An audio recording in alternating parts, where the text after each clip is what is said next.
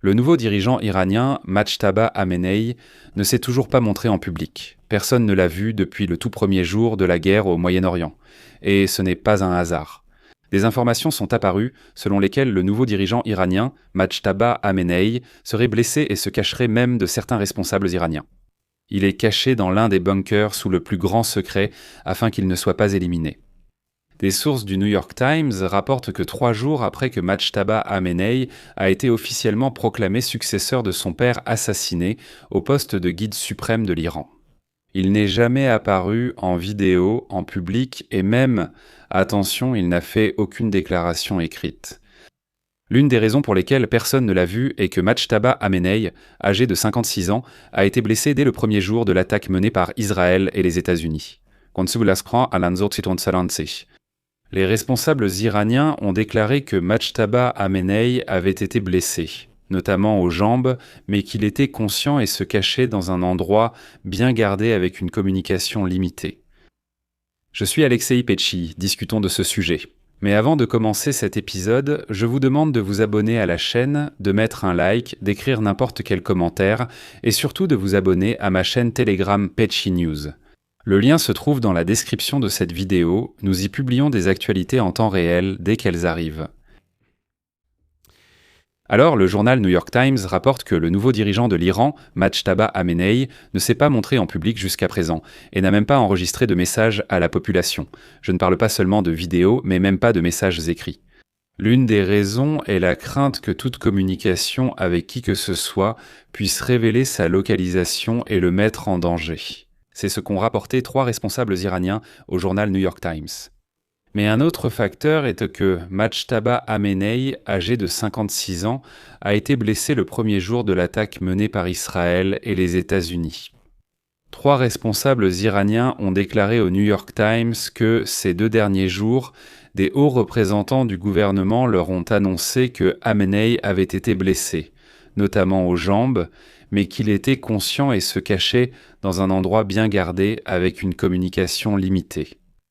Dans le même temps, 2 responsables militaires israéliens ont déclaré que les informations recueillies par Israël ont également conduit le ministère de la Défense à conclure que Majtaba Amenei avait subi des blessures aux jambes le 28 février.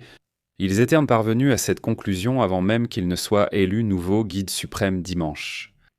Le père de Majtaba, l'ayatollah Ali Amenei, a été tué lors de frappes aériennes israéliennes contre le complexe du commandement au centre de Téhéran, également le 28 février.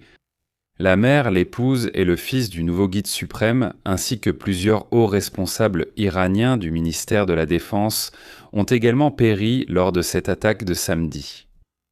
Et, fait intéressant, l'un des indices porte sur l'état de santé de Majtaba Amenei a été les mentions à la télévision d'État iranienne et dans l'agence de presse officielle IRNA, où il a été qualifié, je cite, de vétéran de guerre blessé.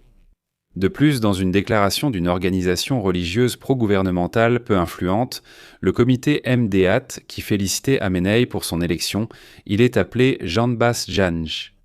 C'est un terme persan qui désigne un vétéran blessé à la guerre.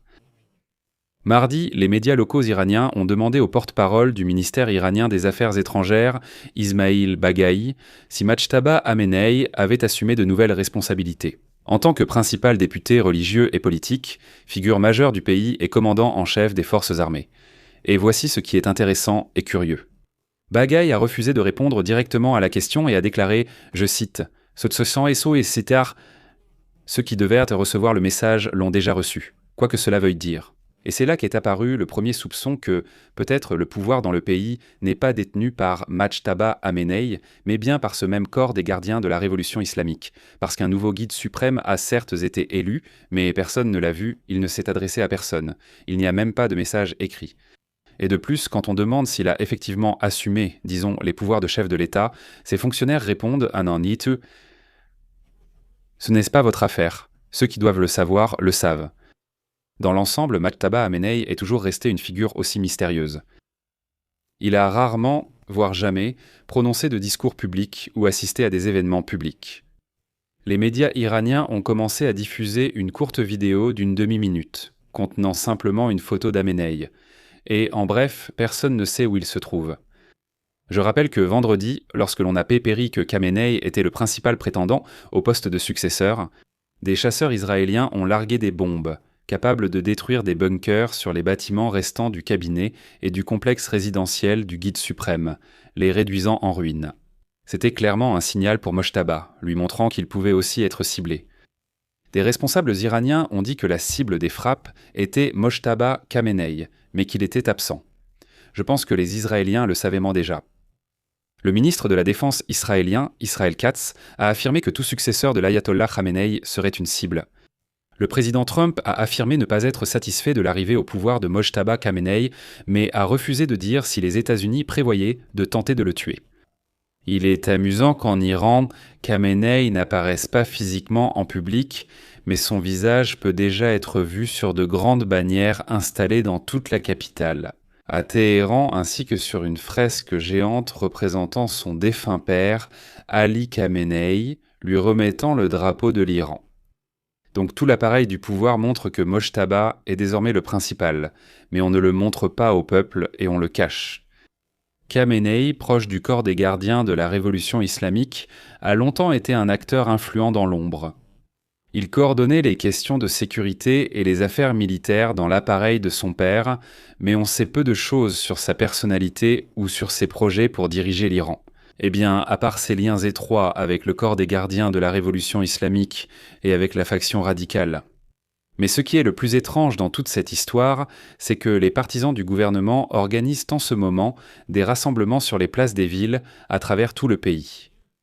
Des cérémonies de prestation de serment à Mojtaba Khamenei, alors que le peuple n'a vu ce même Mojtaba Khamenei que sur des photos depuis son élection en tant que guide suprême du pays. Je vais m'arrêter ici, donnez votre avis et vos conclusions dans les commentaires sous cette vidéo, abonnez-vous à la chaîne, activez la cloche et n'oubliez pas de mettre un like. Si cet épisode vous a paru intéressant et utile, vous pouvez soutenir le travail de cette chaîne YouTube par un don ou un abonnement payant, via les liens et informations dans la description de cette vidéo ou via le code QR affiché à l'écran. C'est tout pour aujourd'hui. Prenez soin de vous. Au revoir à tous.